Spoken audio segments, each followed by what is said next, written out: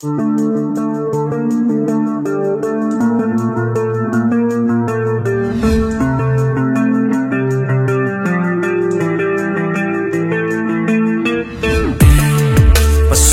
bonsai Bumi Albacor.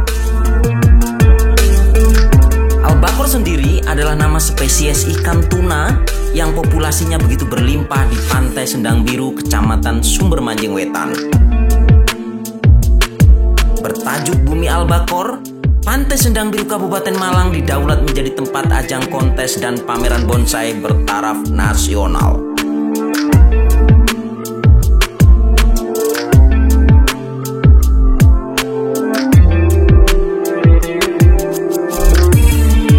Selain menjaga kelestarian hutan, konsep Pamnas kali ini juga untuk mendongkrak potensi wisata maupun potensi hasil laut ikan albacor yang begitu berlimpah.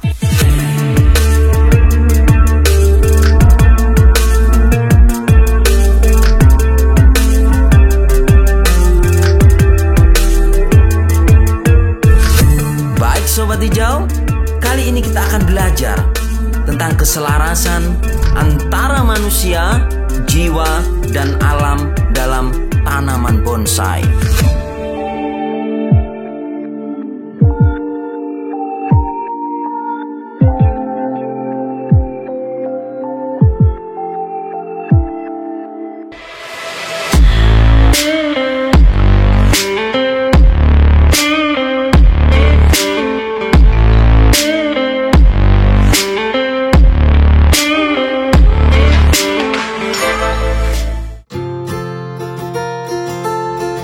Sahabat Hijau, dalam Pamnas Bonsai yang dilaksanakan dari tanggal 6 hingga 15 Februari 2022 ini bukan hanya sekedar ajang kontes, tetapi lebih menjadi sarana edukasi yang sangat efektif perihal tatanan keseimbangan alam.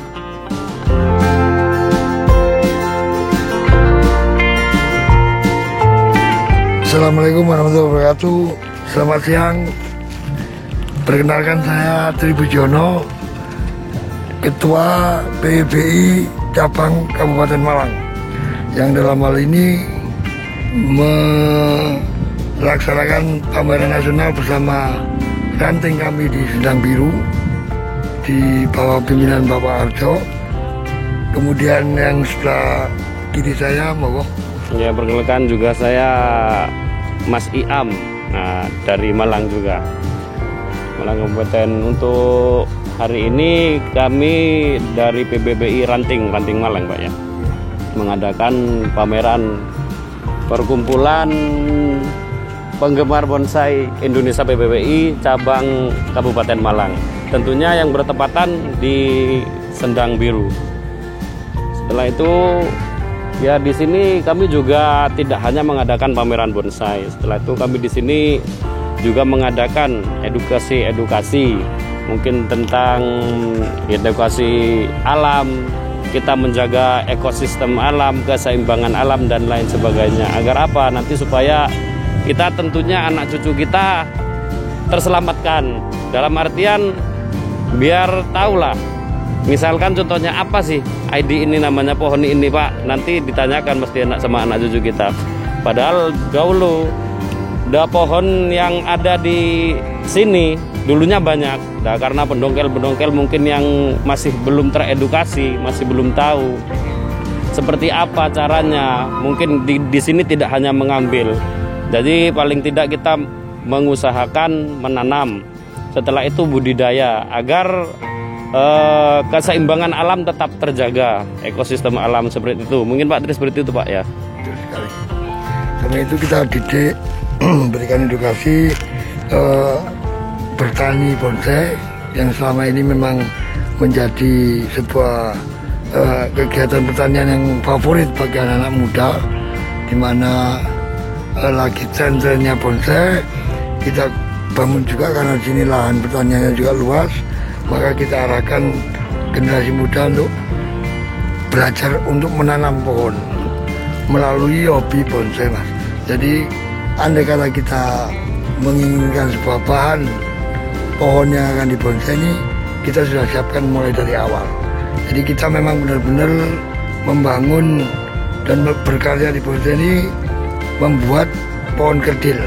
Jadi tidak menjadikan pohon menjadi kerdil, tapi memang membuat pohon kerdil dengan sentuhan seni, sehingga akhirnya sebuah pohon tadi menjadi sebuah karya yang bisa dibanggakan kita semua.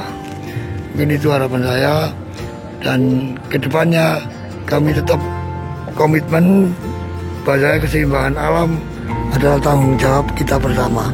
Bukan saja tanggung jawab para pemerhati bonsai, pemerhati lingkungan, tapi tanggung jawab kita semua.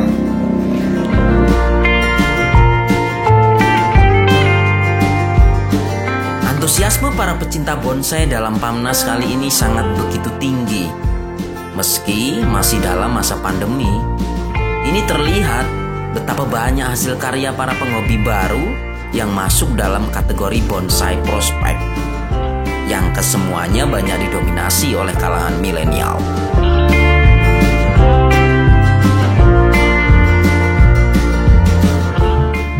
Antusias. Ya, dari prospek kita bisa lihat dari prospek ini cermin dari masuknya komunitas baru ingin menampakkan karyanya di ajang kontes, Mas. Jadi kelas prospek ini sebetulnya di PBBI tidak ada, karena memang pendatang baru banyak sekali, maka dibukalah kelas prospek.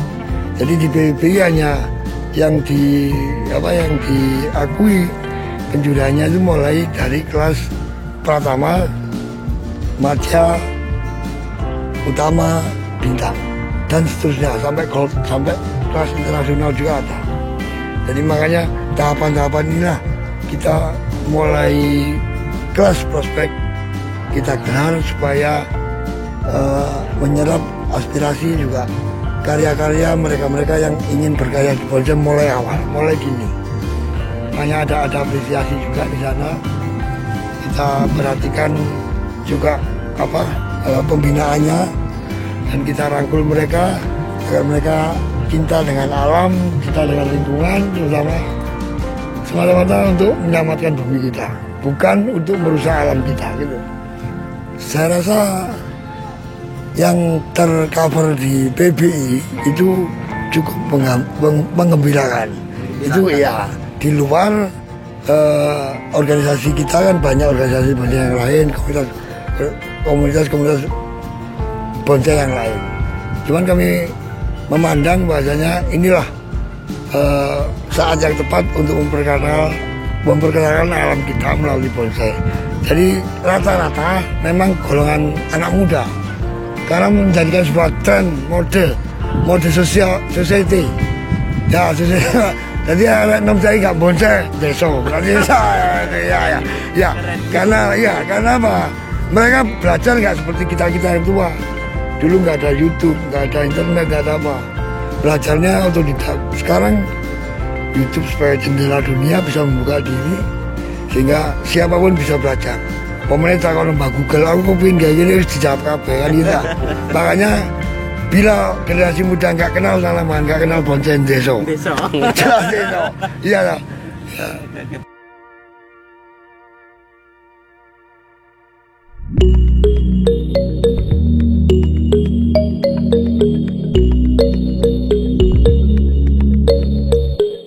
Bonsai adalah karya seni yang berkarakter. Maka, parameter bonsai bukan semata-mata urusan teknis. Aspek penilaian bonsai begitu kompleks. Tentu saja dalam hal ini, penjurian PBBI sangat begitu profesional dan bisa dipertanggungjawabkan.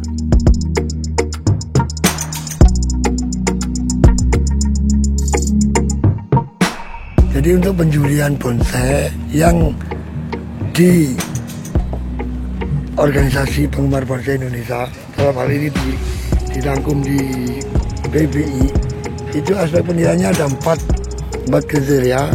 Jadi penampilan, gerak dasar, keserasian, dan kematangan. Jadi 4 ini di-include di juri, sehingga muncullah sebuah nilai yang akumulatif yang bisa diterima kebenarannya atau keindahannya secara universal. Karena apa? Karena penjurian ini dilakukan oleh juri-juri profesional yang memang ditugaskan dari pusat, Pak.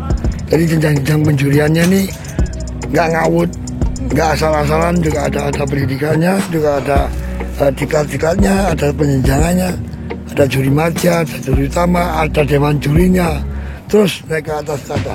Jadi bersab-sab. Jadi jelas apa hasilnya itu bisa dipertanggungjawabkan gitu.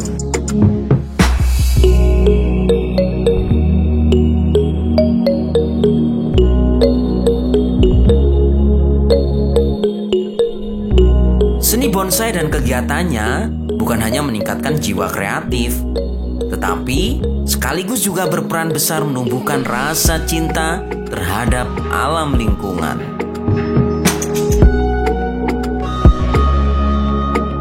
Saya kira pohon adalah saudara tua kita di bumi. Karena apa? Buktinya Nabi Adam pun, ya amit ya Mas ya, amit. Nabi Adam pun mengenal pohon, itu tanya sama setan, pohon apa itu? Jangan kamu makan, itu bakul di. Duluan dia berarti hidupnya daripada kita. Makanya kalau kita kepada saudara tua, khususnya orang Jawa menghormati, awake dhewe kudu menghormati wit. Karena gak wit tadi gak urip. Sing jelas itu karena apa? Wit memberikan suplai besar pada oksigen kita, memberikan kehidupan kita. Itu mah kok gini, itu masih kecil aja. Zaman di bonsai no omai sama lingkungan sampean. Zaman harus masuk oksigen pribadi aman. Seandainya oksigen itu di apa ya? Dicolok PDAM itu siapa ya? Ya makanya mari kita bersama-sama mencintai lingkungan. Ya syukur-syukur mencintai lingkungan lewat karya seni. Malah enak. Jadi sangatlah banyak keuntungannya Pak ya dalam menanam bonsai. Kalau dalam seninya apa sih? Kalau saya pribadi mengapresiasikan dari benak saya. Saya ingin berkarya seperti ini. Jadi saya aplikasikan dari pohon yang saya rawat. Setelah itu kita mempunyai banyak keuntungan dalam menanam pohon yang kita rawat. Salah satunya oksigen yang kita dapat. Coba bayangkan satu pohon saja kita menimbulkan berapa oksigen. Coba bayangkan lagi kalau di depan rumah kita nggak usah berpikir luas lahan kita.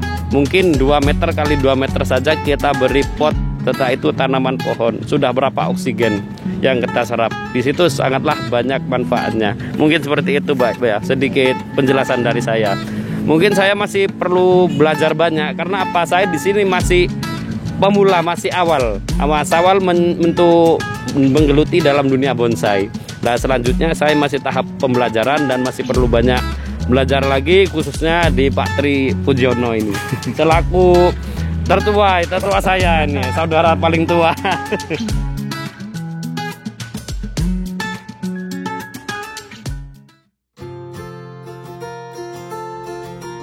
Kehadiran bonsai tentu saja bisa menjadi terapi positif, mengajari kita untuk bersabar dan lebih kuat.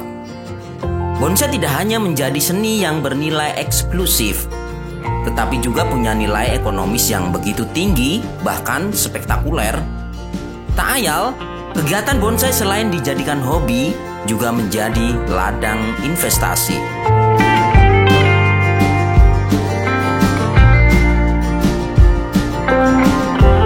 Harapan saya mungkin ketika kita melakukan hobi yang terbayarkan, itu nggak akan ada duanya, kan gitu lah. Kita melaksanakan hobi yang terbayarkan, artinya gini, kita bermain bonsai karena hobi. Bonsai itu punya nilai ekonomis tinggi yang bisa menghidupi kita, paham ya? Nah, dari sirkulasi uang seperti itu, banyak contoh-contoh yang Tuhan berikan rezekinya lewat bonsai. Dan spektakuler rezeki bonsai luar biasa kalau memang kita mau menggeluti secara profesional. Ya, ada contoh di Batu itu bonsai sudah kejadian. Bonsai menanam 20 tahun, tahu-tahu udah besar, ditukar alpat. Loh, ini benar. Zaman ke Batu cari namanya Bang Dola, itu juga saudara saya. saudara perjuangan. Nah makanya itu kalau rezeki kan nggak bisa dicontoh mas, ya loh. Tapi kalau keindahan tak rasa bah melarat, bah sugi, bah borju, bah proletar, bahagia itu sama. Ya loh. Kalau kita sudah merasakan bahagia, tak rasa semuanya akan indah. Selain itu untuk kita melakukan kegiatan membonsai ini kan kegiatan positif ya Pak? Ya positif. Kegiatan hampir tidak ada negatifnya. Kita nggak dosa kok membonsai, nggak dosa, gitu, nggak dosa. Gitu. Jadi harapan saya ke depan teruslah PBB Kabupaten Malang ini berlanjut. Sekarang sudah banyak kita melakukan eksportir bonsai, kirimnya ke mana, Singapura, Australia, ada yang ke Inggris, ke Rusia, sudah ada. Buktinya sudah ada dan mereka sudah merasakan bagaimana rasanya rezekinya bonsai, bagaimana rasa keindahannya bonsai. Jadi keuntungannya jadi bisa untuk ditirukan yang lain. Jadi keuntungannya bukan hanya di nominal Pak ya? Oh enggak, bukan hanya di nominal. Banyak dimensinya di sana. Selain di kesehatan, setelah itu di pikiran juga. Kita pulang kerja capek-capek lihat tanaman sambil merawat. Di sana nggak ada terbeban pikiran, sudah hilang semua. Pulang kerja kita ngerawat tanaman, jadi refresh semua. Setelah itu oksigen pun yang kita serap itu sangatlah sehat, apalagi di masa-masa pandemi seperti ini Pak ya. Jadi kegiatan positif. Jadi paling tidak kita tidak memikirkan hal-hal yang negatif, yang paling tidak berpengaruh pada dalam pikiran kita. Jadi sangatlah positif bagi saya kegiatan ini untuk penanaman bonsai dan menggeluti dunia bonsai. Mungkin seperti itu Pak ya.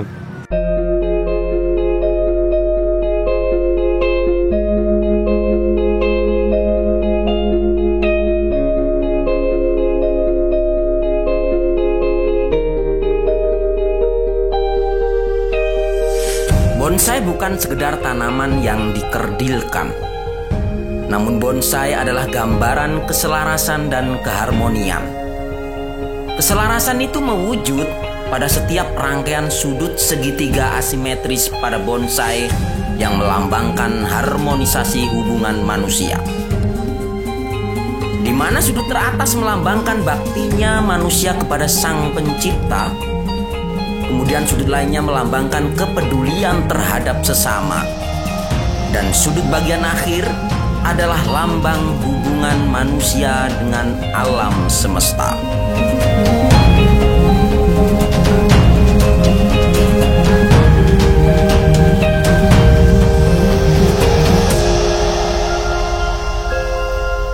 Pada hakikatnya, bonsai yang dibentuk kerap kali dilukai, kerap kali disakiti, ini semata-mata agar tercipta tanaman yang berestetika tinggi. Sama halnya juga dengan manusia. Kita yang selalu ditempa dengan berbagai ujian, semata-mata untuk dibentuk menjadi manusia seutuhnya di hadapan Sang Pencipta.